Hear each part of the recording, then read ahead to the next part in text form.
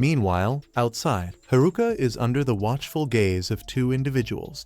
One of them, Toes, can't shake the guilt about what she's supposed to do to him, but thinks it's unavoidable since he's involved with Elma.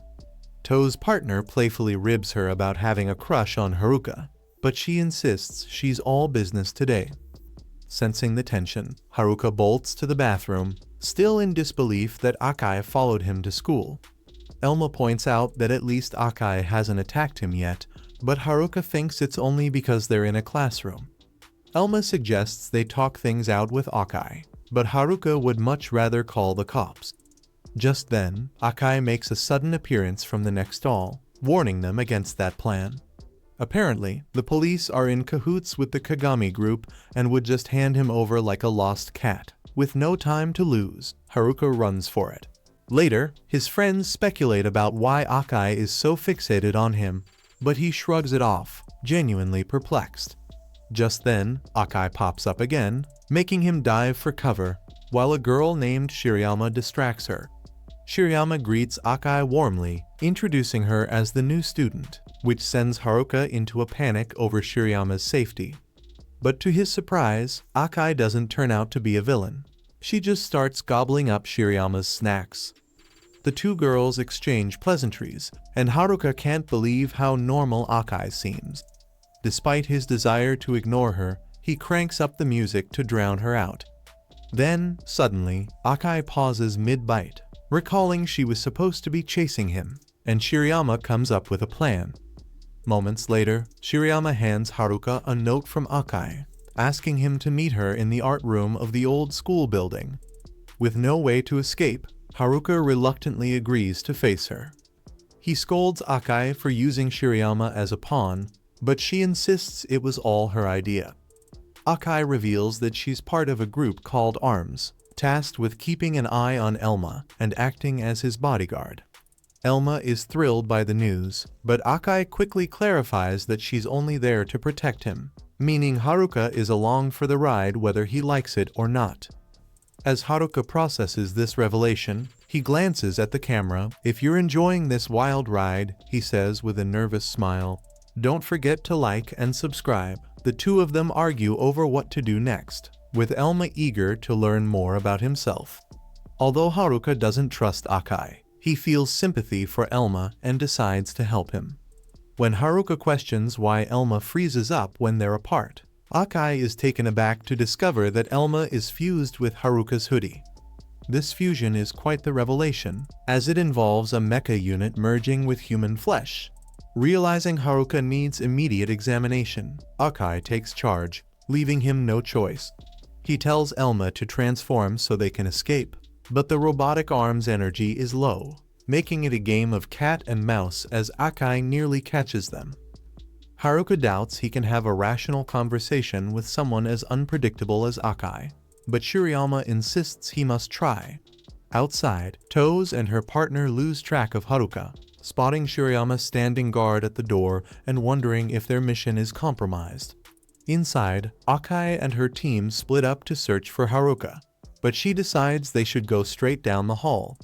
Just then, the ceiling crashes down, and Akai manages to snag Haruka.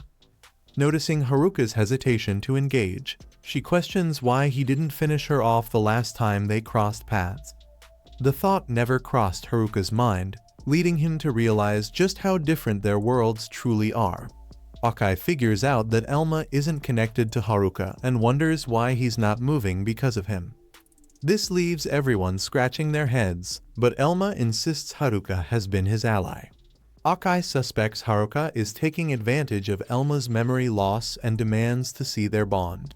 Elma eagerly agrees, boasting about his power, but soon collapses from exhaustion. Akai concludes that they're not genuinely connected, and Haruka is actually harming Elma. Just as she's about to take action against Haruka, Shirayama barges in, shocked by what she sees. Akai tells her to get out, giving the hunters the perfect opportunity they've been waiting for. Luckily, Haruka seizes the moment to escape, prompting Akai to take off in pursuit. Haruka unexpectedly bumps into Weir, who's casually sporting a Kagami uniform. Quick thinking, Haruka hides Elma, but Weir's already onto him. He puts on a friendly face, claiming that the real villains are the ARMS group and that the Kagami drones were just having a bad day during their attack on Haruka. However, it doesn't take long for Ware to drop the act, revealing his true intentions to eliminate Haruka. Ware disorients Haruka with a sound attack, signaling Toes to finish him off. Just when things look grim, Elma swoops in, helping Haruka dodge a sniper shot. Elma notices something strange about Ware's mecha. It seems devoid of willpower, like a lifeless drone. Ware eventually immobilizes Elma and Toes prepares a devastating shot. But Akai arrives in the nick of time to protect Haruka. She reveals a shocking truth: the mecha units are being controlled, stripped of consciousness, and used as obedient drones. Ware dismisses this, arguing that tools don't need emotions. Standing her ground, Akai tells Haruka to escape with Elma while she faces Ware alone. Haruka bolts while Akai keeps Ware busy. But then Ware pulls out a weapon Akai didn't see coming. Meanwhile, Haruka is halfway up the stairs, fuming about the endless pursuers. Elma stops him, insisting they shouldn't leave Akai behind. Haruka reminds him that Akai wanted them to run for Elma's safety, but Elma's not having it.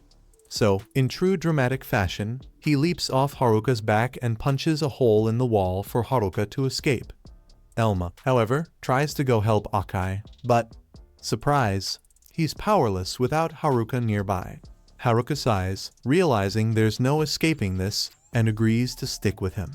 Meanwhile, Ware has already captured Akai using mind control shackles and is hauling her up to the roof for Toes, the sniper. But Toes? She's impatient and shows up in person, ready to kill Akai. She's under orders to bring her back alive, though, so she sends Ware to find Haruka, who, plot twist, is already on his way. The moment Haruka spots Ware, he tries to punch him. Ware dodges and blasts him with a sonic cannon, but Haruka's got noise-canceling earpieces. Classic move. Haruka's just trying to buy time for Akai, but oops, she's already captured. New plan. Haruka throws Elma toward Akai, hoping he can free her from the shackles. But Elma starts losing power again. Seriously. Haruka rushes closer, and somehow Toes, the so-called sniper, misses an easy shot. They manage to free Akai, and in a flash, she grabs Toes, using her as a human shield to charge at Ware. Ware hesitates, but Toes orders him to shoot. Bad call. It knocks Toes out cold, and Akai wastes no time knocking Ware out too.